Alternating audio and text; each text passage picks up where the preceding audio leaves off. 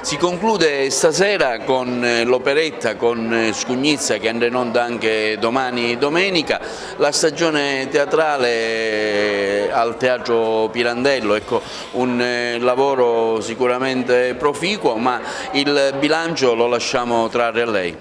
Io spero che l'apprezzamento che ha avuto la stagione del Teatro di Agrigento sia stato notato dal pubblico, dai giornalisti, dalla stampa, dagli appassionati, dagli studenti, dagli insegnanti. Il teatro è stato praticamente quasi sempre esaurito per tutti gli spettacoli che abbiamo avuto. Ci siamo rivolti molto ai giovani, abbiamo tanti abbonati giovani, proprio studenti in età scolare, dei licei della città e della provincia. Una nostra produzione ha fatto 4-5 repliche vestite gli ignoti. Il berretto a sonagli che ho fatto io, si vede che Pirandello nella sua città è molto amato, in 5 repliche abbiamo avuto 3.000 spettatori. Alcuni fra gli attori, gli artisti e le attrici più importanti del teatro italiano, Moni Ovadia, Nancy Brilli, Massimo Onghini, mi pare. Insomma, io spero che si possa andare ancora oltre, ma credo che avendo avuto il teatro pieno tutte le sere, aumentare il numero del pubblico non sarà facile, ma ci proveremo.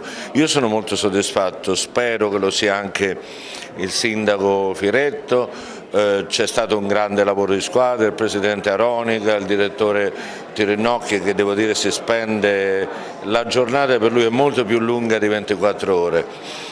La stagione, mi dicono tutti quelli che mi incontrano, il pubblico, gli appassionati, è stata molto gradita, posso dire di essere io molto soddisfatto, spero che lo sia la città e spero che la prossima possa essere all'altezza di questa.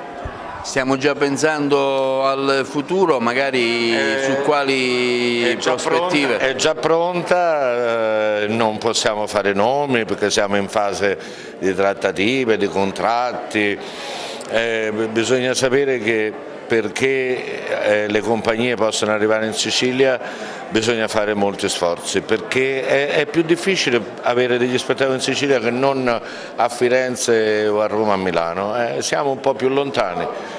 Ci vorrebbe il ponte? Non lo so se cambierebbe qualcosa.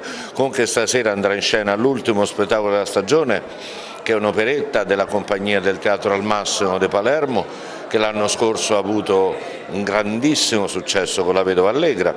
Quest'anno è Scugnizza, un'operetta popolare con grandi motivi molto famosi e spero che sarà una chiusura in bellezza, e anche visto che l'operetta è, come dire, l'opera lirica gioiosa e l'opera lirica popolare, spero che la chiusura sia anche, oltre che in bellezza, anche in allegria.